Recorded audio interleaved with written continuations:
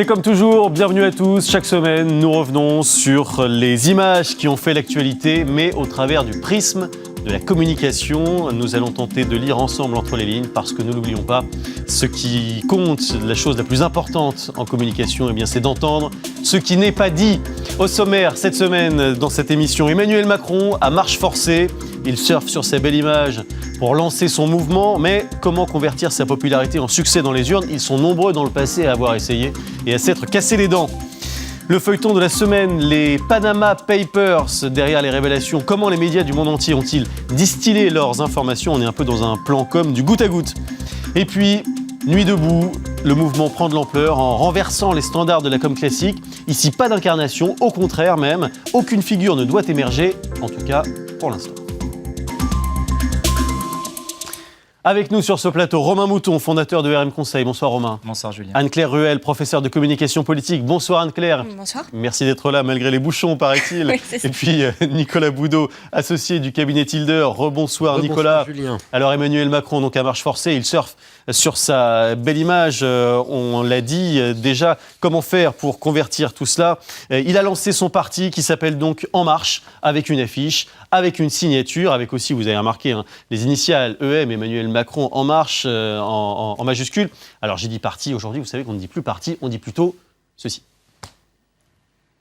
J'ai mis du temps, j'ai réfléchi, j'ai consulté, j'ai associé beaucoup de gens et j'ai décidé qu'on allait créer un mouvement politique. Un mouvement politique nouveau. Un mouvement politique nouveau. C'est-à-dire, c'est un mouvement politique qui ne sera pas à droite, qui ne sera pas à gauche. En Marche, mouvement, Anne-Claire Ruel, on voit l'intention ici d'Emmanuel Macron. Oui, c'est de ringardiser les partis, C'est ça. mais parce que les partis sont devenus un peu obsolètes et has-been, et enfin, j'ai envie de dire, les politiques commencent à comprendre un peu la chose. La limite, on va le voir plus tard, c'est les militants, évidemment. C'est combien de divisions Emmanuel Macron derrière tout ça. Mais oui, et c'est, ce qui est intéressant aussi, c'est En Marche, son mouvement En Marche.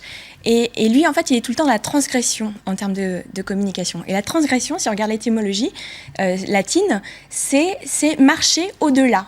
Donc c'est assez intéressant, cette cohésion entre les deux, finalement. Et cette déclaration, il l'a faite d'ailleurs, il n'y avait pas de caméra de grands médias, il était en live sur Dailymotion. Alors on a vu certains signaux qui peuvent rappeler une campagne électorale, cette affiche, ce slogan, et puis il y a aussi un clip.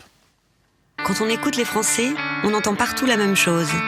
Il faudrait que ça bouge, il faudrait essayer des idées neuves, aller plus loin, oser, en finir avec l'immobilisme. Alors on fait quoi? On se met en marche. Car on ne fera pas la France de demain sans faire place aux idées neuves, sans audace, sans esprit d'invention.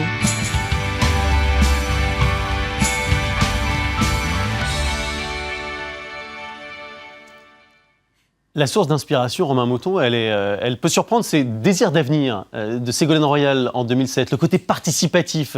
Il a envie de creuser ce sillon-là, Emmanuel Macron. Il a compris qu'on ne pouvait plus faire de la politique de la même manière, et son clip d'ailleurs est totalement calibré, calculé. C'est une pub avec des images léchées. On voit des hommes, des femmes, de la diversité, des enfants. Il y a tous les âges. Chacun peut s'y retrouver. Et finalement, on en perd presque de la spontanéité et du naturel. Oui, c'est vrai que ça fait un peu institutionnel, ça, pour le coup. Ça fait clip institutionnel. C'est pas très convaincant, Nicolas Boudot. Non, pas tellement. C'est trop léché. Puis il y a un trop grand décalage entre l'image que Emmanuel Macron a voulu donner en lançant son mouvement politique, donc avec des images pas terribles, un discours qui manque peut-être un petit peu de tenue. C'est ce clip avec cette musique qui est hyper cadrée, hyper léchée, si vous me passez l'expression, et qui ressemble véritablement à un clip de campagne politique. On a déjà l'impression d'être un an plus vieux et d'être en 2017. Pourquoi il n'a pas voulu faire un 20h, d'après vous, Anne-Claire Ruel, pour lancer son mouvement? Alors évidemment, c'est pour jouer la carte de la proximité. Il revient dans sa ville natale d'Amiens, il réunit sur Facebook, il fallait s'inscrire sur Facebook pour pouvoir participer à ce meeting, ses partisans. Il annonce en fin de réunion, je suis complètement d'accord avec Nicolas, c'est-à-dire qu'il joue le côté bon, c'est en cours, etc. Sauf qu'il a un clip de campagne qui fait finalement hyper contrôlé, hyper maîtrisé, et puis limite publicité publicité produit. C'est ça qui est aussi intéressant. Il n'a pas encore de logo. Il joue derrière, c'était très sobre sur fond gris quand il est arrivé. Donc il joue un peu le côté non-préparation. Et derrière, il y a ce clip qui casse un peu cette stratégie. Alors en tout cas, le politique qui veut se présenter comme l'homme nouveau, ça c'est pas vraiment nouveau justement. Le côté un peu transcourant. Tiens, vous allez voir par exemple une affiche qui date de 1965, figurez-vous. À l'époque, c'était Jean Le Canuet. Et déjà, le slogan, c'était « En marche ». Alors c'est pas un homme en marche, mais c'est une France en marche. Il y en a plein d'exemples comme ça. Romain Mouton, on voit ici Jean Le Canuet, mais il y a aussi Jacques Chaban-Delmas. Enfin, c'est pas nouveau, cette figure de l'homme politique transcourant. Oui, puis ni droite ni gauche, il est quand même ministre socialiste dans un gouvernement socialiste. Alors lui n'est pas socialiste. Il n'est pas militant socialiste, mais il est dans un gouvernement de gauche qui n'est pas un gouvernement d'ouverture. D'ailleurs, Manuel Valls et François Hollande lui ont rappelé aujourd'hui qu'il est dans un gouvernement, dans une majorité. Donc oui, ce qu'il fait, c'est pas nouveau, mais d'ailleurs, il se positionne. Il se positionne comment, finalement, quand on écoute Emmanuel Macron, puisqu'il fait de la communication. Dès le 16 mars, sur une matinale radio, il disait que François Hollande est le candidat naturel et légitime. Et aujourd'hui, finalement, est-ce qu'Emmanuel Macron, en faisant son plan de communication, est-ce qu'il ne démarre pas une autre campagne en marche vers qui? Est-ce que c'est pas en marche vers François Hollande et vers une nouvelle candidature de François Hollande? Nicolas Boudot, c'est ce qu'il faut voir derrière ce message. Il n'a pas l'intention de convertir cette popularité en succès électoral, d'après vous, Emmanuel Macron? Si, probablement, mais pas tout de suite. Ouais. Et là, je rejoins un peu Romain. Je pense que finalement, Emmanuel Macron, c'est un peu le missile anti-Juppé. C'est-à-dire dans le camp de gauche, on anticipe une victoire d'Alain Juppé qui fait une campagne au centre et on se dit, pour le contrer, il faut quelqu'un qui incarne le centre de notre côté et un bon directeur de campagne futur, ça pourrait être Emmanuel Macron. Emmanuel Macron, finalement, c'est peut-être un homme politique schtroumpf, c'est-à-dire bleu à l'extérieur et finalement rose à l'intérieur. C'est en tout cas ce qu'on peut peut-être en retenir. C'est pas ce que pense Jean-Christophe Cambadélis, en tout cas Anne-Claire Ruel, je ne sais pas si vous avez entendu ce qu'il a dit, le premier secrétaire, mais lui, en termes d'image, il compare Emmanuel Macron à Éric Cantona, c'est-à-dire le footballeur tout seul, et sous-entendu versus Didier Deschamps, qui lui a été champion du monde et qui aujourd'hui est le patron de l'équipe de France. En gros, il dit c'est un électron libre qui ne fera jamais rien. Alors, on est habitué des sorties de Camba, on l'appelle Cambadélis, toujours avec des métaphores improbables aussi pour les médias. Oui, certainement, mais je pense que ça aussi, c'est un peu téléguidé, c'est-à-dire que c'est ce qu'il est en train de dire. Là, c'est ce que je disais tout à l'heure, c'est-à-dire, effectivement, Emmanuel Macron, combien de divisions, et je pense effectivement que c'est un poisson pilante pour essayer de driver le vote, l'électorat centriste, contrer Juppé, et puis surtout s'opposer aussi potentiellement à Manuel Valls. Parce qu'on sait que, il y a une stratégie qui se dessine aussi à plus long terme, et c'est ça qu'il va falloir étudier dans les prochains temps. Allez, on va quitter la com politique maintenant avec le Panama, chapeau bas.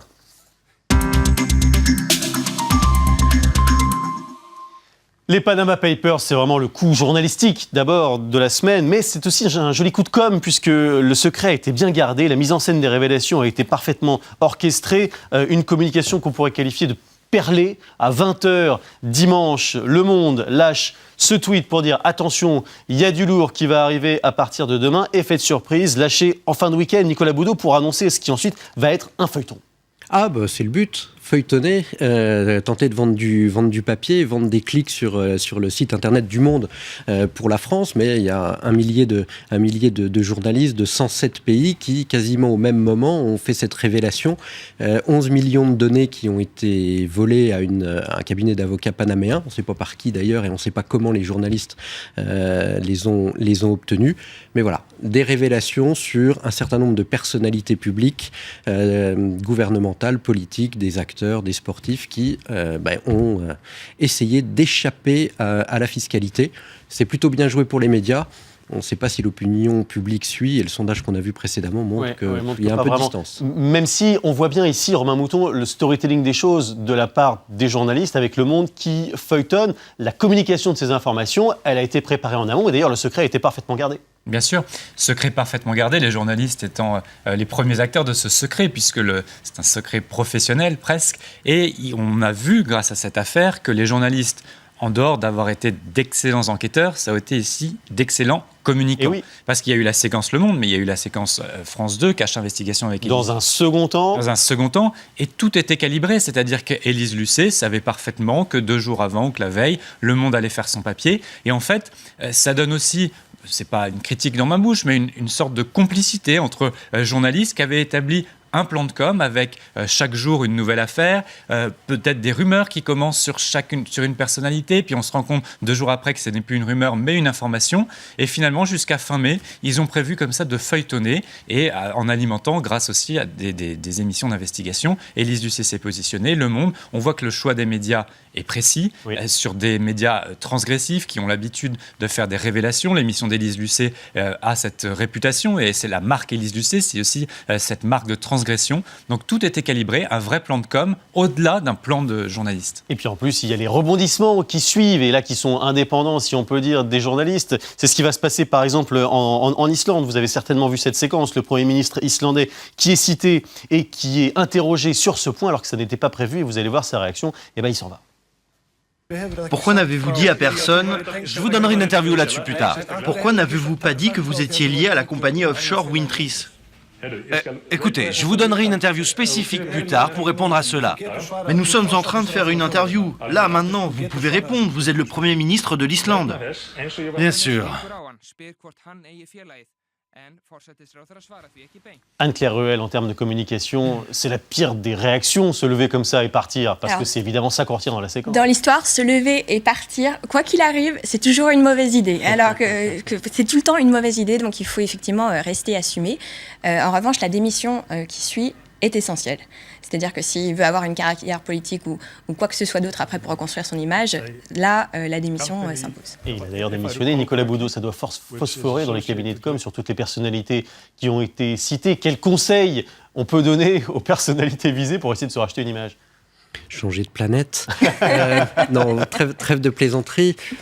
Il faut se préparer de toute façon à affronter un tonnerre médiatique. L'avantage pour chaque personnalité, c'est de se dire que de toute façon, il y a 11,5 millions d'institutions ou de personnes privées qui sont concernées. Donc au milieu de tout cela, peut-être que leur cas particulier pourra passer plus inaperçu. Il n'en demeure pas moins qu'ils doivent se préparer à répondre à ce genre de questions de façon très simple et très courte, et puis s'attendre dans chacun des pays à un contrôle fiscal, à mon avis, carabiné. Alors c'est un exercice auquel a essayé de commencer à se livrer la Société Générale, qui est pointée du doigt en tant que banque par ses dossiers. On a parlé de l'émission Cache Investigation. Pendant l'émission, il y avait ce qu'on appelle un live tweet, c'est-à-dire la Société Générale qui réagissait directement sur Twitter, et avec des sites, cela dit, qui sont très très institutionnels. Regardez par exemple, nous confirmons que la Société Générale ne détient plus aucune implantation en activité dans les paradis fiscaux. On a l'impression d'une phrase qui n'est pas très dans le ton Twitter. Tout ça est un petit peu désincarné. Il y a aussi « Nous menons une politique proactive », j'aime bien celui-là, en matière de lutte contre la fraude et l'évasion fiscale. Romain Mouton, vous en pensez quoi de cette réponse qui détonne évidemment dans le ton habituel des réseaux sociaux ? Oui, utiliser Twitter, c'est bien, mais il faut en maîtriser les codes. Ouais. C'est-à-dire que sur Twitter, c'est une parole libérée, spontanée. Et d'ailleurs, ça contraste avec Jérôme Kerviel, qui a fait un tweet, lui, plus décalé, en souhaitant bonne chance à la Société Générale cette semaine. On peut le voir peut-être, le tweet de Jérôme Kerviel. On va le voir dans quelques instants. Allez-y. Et donc, du coup, la Société Générale a tenté. Effectivement, ils se sont dit, oui, il faut répondre, il ne faut pas qu'on laisse la place à Cache Investigation, et on va rentrer dans le jeu du live tweet. Le voilà, Jérôme Kerviel, pendant que vous parlez. Voilà, sauf que le ton n'était pas le bon. Par exemple, si on devait comparer la SNCF, qui eux font des live tweets dès qu'il y a un sujet, et ils utilisent ces tons décalés, ils arrivent à angler leur ton. Ouais. Et ça nécessite une cellule de communication avec des community managers qui sont habitués. Et là, on sent une certaine improvisation avec une telle peur que le message ne soit pas cadré, ne correspondent pas à ce qu'on veut faire passer comme information, que finalement, ça a perdu sa fraîcheur et sa spontanéité, et donc du coup, de sa crédibilité. Alors, il y a un journaliste de Cache Investigation qui est venu nous voir cette semaine dans la Newsroom pour nous raconter un peu comment tout s'est passé, et il nous a expliqué notamment cette nouvelle forme de journaliste qui est basée sur le big data. On l'écoute, Romain Verlet. On avait une grande plateforme où dedans on avait donc les 11,5 millions de documents. Et il y a eu tout un travail de data gigantesque où c'était classé. Et donc, vous aviez un espèce de pomme F, c'est-à-dire que vous écriviez au hasard, si vous cherchiez Platini, Balkany, hop, et il y avait des petits mots qui sortaient. C'est comme ça qu'on a pu trouver sur Michel Platini au hasard. On a pu trouver effectivement beaucoup de choses, beaucoup d'informations. Et donc, c'est à la fois, vous avez tout. C'est merveilleux, vous avez les cartes d'identité, vous avez les bons porteurs, vous avez les listings de sociétés, vous avez les prête-noms, il y a tout. Voilà, pour chaque client, il y a tout. Intéressant, Anne-Claire Ruel, ces nouvelles techniques d'investigation qui sont à la disposition des journalistes. Oui, c'est lié à tout le phénomène des big data. Donc, vous savez, ces données qu'on peut utiliser à toute fin, d'ailleurs. Qui peuvent servir en com aussi. Hein. Qui ont déjà servi en communication, figurez-vous, parce que François Hollande, qui avait copié la campagne d'Obama, avait dans son équipe de campagne 3 garçons qu'on appelait les Bostoniens. En fait, ils sont alsaciens. Oui. Mais ils avaient regardé la campagne d'Obama, ils avaient même participé à la campagne d'Obama, et ils avaient vu qu'on pouvait faire une sorte de mapping de tout l'ensemble des bureaux de vote et analyser les réservoirs de vote disponibles, c'est-à-dire les gens abstentionnistes mais qui voteraient plutôt pour la gauche et donc François Hollande. Et ils envoyaient tous les militants systématiquement dans ces zones parce qu'ils savaient que justement on pouvait jouer sur les voix là-dessus. Donc ça a déjà été utilisé, ça sera encore plus utilisé à l'avenir et je pense que 2017 va être un bon exemple de tout ça. Nicolas Baudot. Moi, ce qui me gêne dans l'interview, c'est le « c'est merveilleux » de la part du journaliste. D'abord parce que l'enquête, elle lui est arrivée à peu près toute ficelée sur son ordinateur, donc ça enlève un petit peu de puissance. Oh, vous exagérez quand même. Un peu. Il a fallu éplucher 11,5 millions de documents. Avec du texte et data mining, parce que c'est comme ça que ça s'appelle, il suffisait de rentrer un nom et comme par hasard, ça sortait. Donc ça paraît simple et il le dit lui-même. Non, c'est merveilleux parce que cette espèce de volonté de transparence absolue, totale, complète sur l'ensemble des individus, elle nous renvoie à des livres de science-fiction, à des films qu'on n'a peut-être pas nécessairement envie de vivre dans notre quotidien ou dans notre futur proche. C'est peut-être une remarque un peu personnelle. Même si c'est au service de la transparence journalistique. C'est peut-être au service de la transparence journalistique. Là, évidemment, c'est pour une cause qui est probablement noble et défendable. Ouais. Il y a peut-être que la transparence totale sur l'ensemble des citoyens, pour d'autres causes moins nobles, ça pose quelques problèmes philosophiques. C'est pas le lieu, c'est pas le moment, c'est pas l'endroit, mais on pourra peut-être se les poser un jour. Allez, vous avez connu la France qui se lève tôt, voici maintenant la France qui se couche tard, très tard. Elle se couche tellement tard qu'elle ne se couche d'ailleurs même pas. Voici les militants de Nuit debout. Ils se retrouvent chaque soir place de la République à Paris et dans d'autres villes d'ailleurs de France. Une mobilisation qui s'est organisée en 3 actes. Alors acte 1, il y a eu d'abord un film documentaire qui s'appelle Merci Patron, un film très militant, anticapitaliste, dont on va d'ailleurs regarder un petit extrait. Mais qu'est-ce qui reste de Bernard Arnault ici ? Rien. Je regarde, c'est ça la preuve. Comment vous faites pour vivre avec 3 € par mois ? Mange pas. Pardon ? On mange pas. Eh bien, on va se faire vos porte-paroles. Bonjour, on aurait voulu monter à l'étage de LVMH, s'il vous plaît. Alors, accrochez. Qu'est-ce qu'il va chercher à faire, Robin des Bois ? Prendre l'argent et pour le donner aux pauvres. On va aller leur défoncer, leur rager. On va quand même pas arrêter, là. Aller faire les danseuses. Oh, merde. C'est nous qu'on sera les PDG. Allez, Bernard. Et puis raquettez bien les PDG, alors. Film réalisé par François Ruffin et qui a été vu par près de 200 000 spectateurs en salle. C'est un vrai succès. Et puis alors, il y a eu l'acte 2, ça c'est la nuit du 31 mars. Dans la continuité de la manif anti-loi El Khomri, certains décident de rester place de la République. Et le mouvement va prendre, grâce, Anne-Claire Ruel, à ce qu'on pourrait appeler la communication horizontale. Avec aussi les réseaux sociaux. Enfin, on n'est pas du tout dans une façon verticale d'organiser les choses. C'est ça qui est très intéressant en ce moment. C'est-à-dire qu'on assiste à l'effondrement de la communication verticale, descendante. L'exemple de la Société Générale en est un exemple patent, c'est-à-dire les statements, donc les positionnements comme ça, qui ne sont pas du tout adaptés à l'ère de Twitter et de Periscope. Là, on a un mouvement qui est spontané, alors plus ou moins, on verra après, l'histoire nous dira si c'était plus ou moins spontané, mais on a un mouvement en tout cas qui se fédère, qui crée, qui est son propre média, qui s'organise en incitant notamment les militants à utiliser une application qui s'appelle Telegram, en utilisant des codes spéciaux. Il y a un live tweet qui a été organisé par un community manager sur Periscope qui a été suivi par 81 000 personnes, donc c'est pas rien. Et donc les gens s'organisent comme ça. Et je crois que le temps des manifestations physiques est fini, c'est-à-dire qu'il faut prendre en compte toutes ces personnes qui suivent aussi le mouvement au-delà de ça, qui s'informent et qui sont présents d'une manière différente. Alors ce prolongement sur les réseaux sociaux, c'est l'acte 3 de cette séquence de communication en direct effectivement sur Periscope avec ce community manager qui d'ailleurs n'est pas un militant, en tout cas c'est ce qu'il dit, et qui s'appelle Rémi Buisine. Et alors vous l'avez dit, on va voir que la foule, elle a créé aussi, ça c'est vraiment intéressant, elle a créé ses propres codes de communication et même son propre langage en reprenant, figurez-vous, Romain Mouton, je ne sais pas si vous avez vu ça, en reprenant la langue des signes. Oui, j'ai pas vu la langue des signes, là je le vois sur votre écran, mais par contre, effectivement, ils utilisent tous les codes possibles et inimaginables qui sont dans les autres pays. On sent cet esprit de Occupy Wall Street, des indignés espagnols, et l'utilisation massive des réseaux sociaux. Ce sont des communicants formés, d'ailleurs le collectif qui est derrière, il y a certes François Ruffin, il y a un collectif, il y a une revue qui s'appelle Fakir. La revue Fakir, la place de la République a été bloquée, en tout cas autorisée grâce à des syndicats traditionnels. C'est-à-dire il y a toujours ce fond de syndicats traditionnels, d'organismes traditionnels, plutôt classés à l'extrême gauche, qui a ses codes de communication habituels et qui utilise les outils de communication plus spontanés comme Periscope pour se donner un vent de fraîcheur dans leurs revendications. Et ce qui est frappant aussi, Nicolas Boudot, c'est que il n'y a pas de leader, en tout cas il n'y a pas de visage. Et ça, c'est exprès. Ils ne veulent surtout pas faire émerger de figures particulières. Ça aussi, on n'en a pas l'habitude encore. On n'en a pas l'habitude et pas encore, parce qu'il faut que le mouvement grandisse un peu, grossisse pour que quelques leaders émergent. Un mouvement n'est jamais spontané. Il n'y a jamais de mouvement spontané, l'histoire nous l'a montré, ça fait 2016 ans, il n'y a jamais de mouvement spontané, que ce soit les mouvements de lycéens, d'étudiants, etc. Il y a toujours un petit groupe qui, à la manœuvre, réussit à fédérer, à pousser. Là, c'est le cas également autour de Fakir, du groupe et puis du réalisateur de Merci Patron.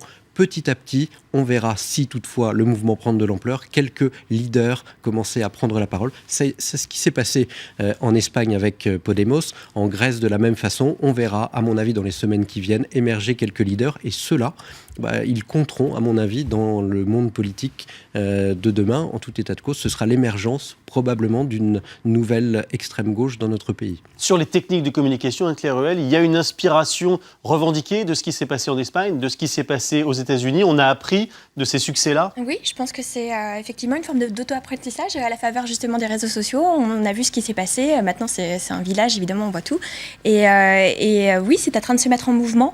Pour venir sur l'incarnation, effectivement, ils seront obligés un jour ou l'autre d'avoir des figures emblématiques. On voit que l'économiste Lordon, qui est très attaché à ce mouvement, refuse pour l'instant de rentrer dans le jeu. On verra qui émergera par la suite.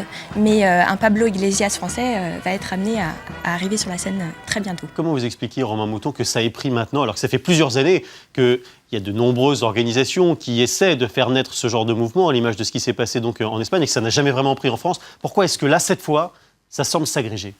Je vois deux éléments. Il faut dire qu'il y a un fond de revendication depuis plusieurs mois, les zadistes, etc., un peu partout en France. Et là, il y a eu l'étincelle Loi El Khomri, des manifestations traditionnelles, le film de François Ruffin. Et donc, il a suffi d'une allumette pour mettre le feu et donc là, maintenant, avoir ces manifestations. D'ailleurs, en termes de communication, il y a une communication politique ratée de deux responsables politiques, Olivier Besancenot et Jean-Luc Mélenchon, qui se sont rendus sur place, qui ont essayé, qui ont tenté, qui ont été humés le terrain. Mais en termes de com, c'est une com ratée, puisqu'au final, ce n'est pas eux qui récupèrent, pour le moment en tout cas, le lead sur le mouvement. Et oui, parce que ce sont des figures traditionnelles, déjà vues, donc ils n'ont pas forcément été très bien accueillis, Nicolas Boudot. Ah oui, c'est les figures anciennes d'un monde qui s'est éteint. C'est véritablement, à mon avis, on est en train d'assister à la naissance d'une nouvelle extrême gauche en France.